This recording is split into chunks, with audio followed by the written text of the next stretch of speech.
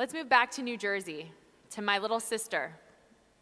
When the hurricane hit, things went dark. Some communities were without power for more than 3 weeks. No electricity, no heat.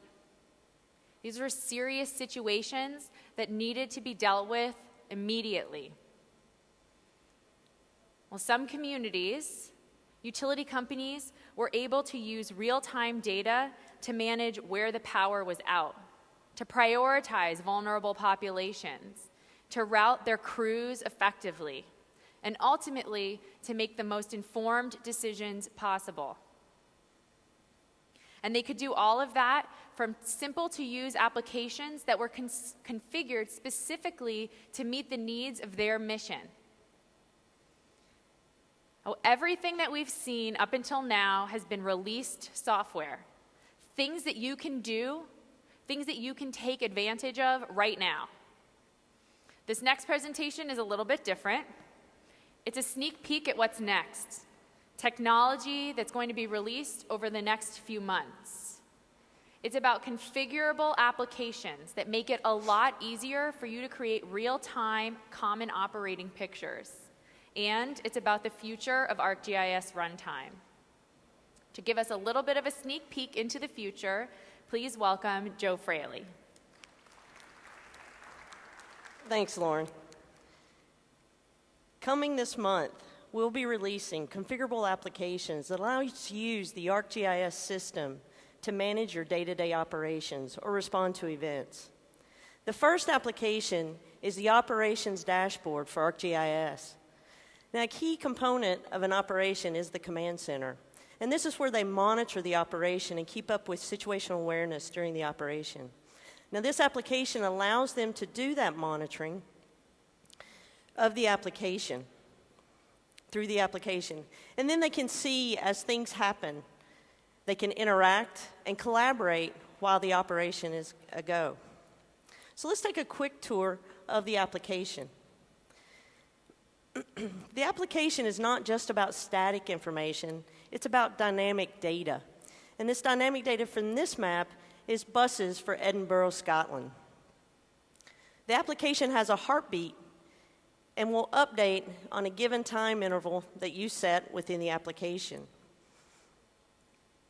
Besides the map widget, you can configure additional widgets. For instance, on the left-hand side, I have a list widget showing all the buses and what their current remaining fuel level is for each bus.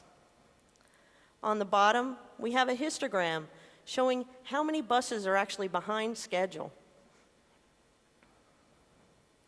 We can also ask questions of the application. So for instance, instead of just showing me how many buses are behind schedule, I want to see which buses are actually behind schedule more than 5 minutes. Now, there are many people who are involved in an operation, and they're going to want to see different views of the current situation. So the application is configurable to provide different views depending on the role of the individuals. Now, there's no programming required to create these configurations. There's no editing of configuration files. You create these configurations interactively. So let's take a look at how easy it is to create these configurations. I want to create a new configuration, and I can select a multi-display for those video walls or a single display operational view. We're going to create, back up. I want to create a single display operational view. And the first thing it asks me is, what web map is going to drive this particular operational view? And I'm going to select our buses that we were viewing earlier. Once it brings in this web map, it reads the data sources from that map. And I can go through and select which data sources from that map I want to participate in this view. I can also specify which data sources are dynamic, that are updating on a regular basis. I can also add additional capabilities, like maybe show a pop-up or highlight or pan to a particular feature. Once I add that particular map widget, I can begin to add additional widgets to the configuration. Now, we provide several out-of-the-box widgets that you can configure within the application. So first, I'm going to select a list widget, like we saw in the other configuration. Give our list widget a name.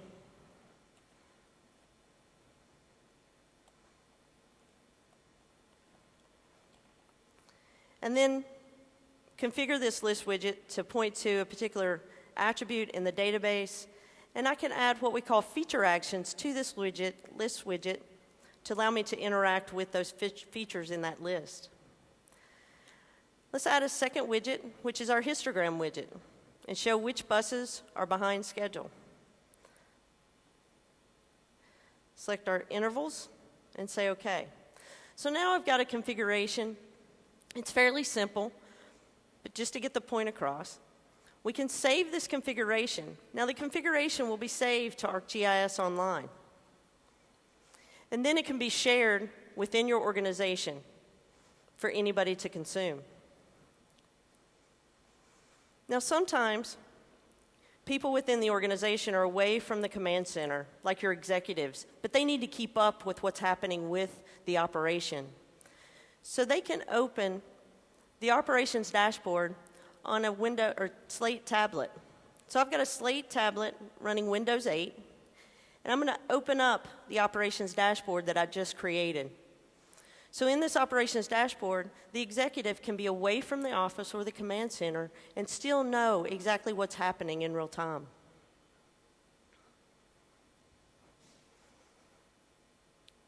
So along with the operations dashboard, we're also going to be providing an application for your smartphone devices called the Collector for ArcGIS. This Collector application is for those users or people that are working out in the field, contributing information while remote. This application will run on your smartphone devices, and the users would be able to collect information as well as keep up with situations and do routing and searching and additional capabilities. Now, this was a really quick preview of the applications that we'll be rolling out to support your operations. These applications will provide situational awareness and data collection for the command center, your executives, and field workers. And we'll be rolling these applications out over the next few months, so stay tuned. Now, moving on to more cutting-edge technology and what we're releasing in the March release.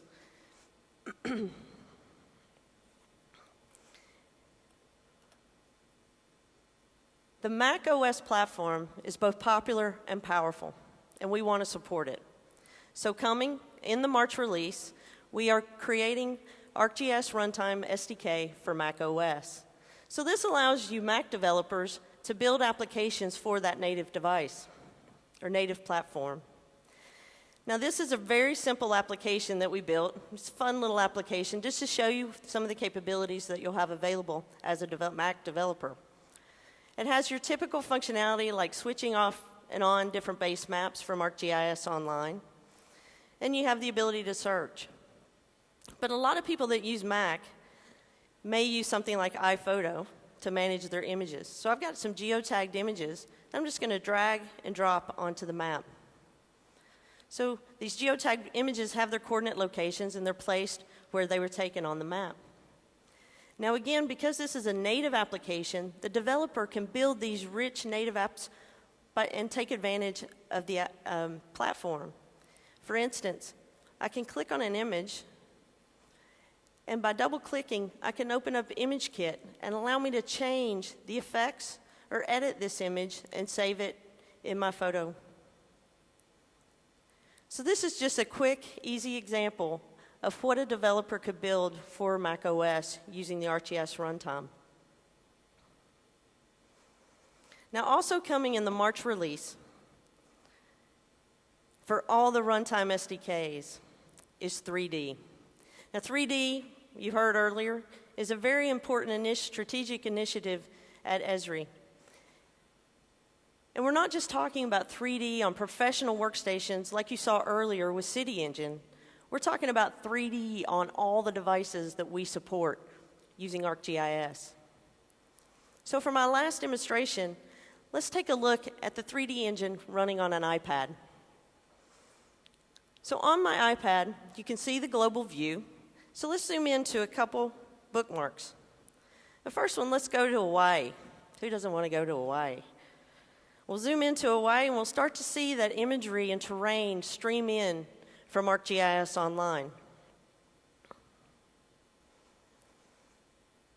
Once we get into Hawaii, I can see Diamond Head, and that information is streaming in. I can use the typical gestures that we're used to on the iPad to navigate around the application or the view. But 3D is more than just imagery and terrain. We also want to get access to those nice 3D building models that you saw earlier in City Engine. So we can bring in those 3D building models into the engine. And again, I've got great performance as I pan and zoom around the map. Now, it's kind of hard for you to see what kind of great performance this is, so make sure you come by the booth, and I'll let you play with it. We will also support this on all the devices that we support for ArcGIS Runtime. For instance, we support Runtime on our smartphones. So here I have an Android phone. I've got those same 3D models, and I can still pan and zoom around this map and get that good performance. So this has really been a quick preview of the new technology that we're working on and we're excited about. And if there's one thing I'd really like you to take away from this particular demonstration, it's what I showed in the beginning, which is those configurable applications. Now, these configurable applications allow you as GIS professionals to build custom applications without writing any code, but you can share it with your users to extend the reach of GIS to any device, no matter where they are. Back to you, Lauren. It's clear we're working really hard to make it easier than ever for you to bring GIS to new devices, to new platforms, and throughout your organization. This morning, we've shown you how the technology is evolving, that ArcGIS really is a platform for decision makers, and that spatial analysis is at the heart of that platform.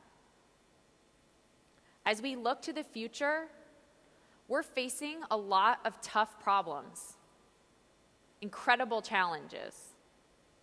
But each one of those challenges is an opportunity for us to make some really magical maps and maybe even change the world.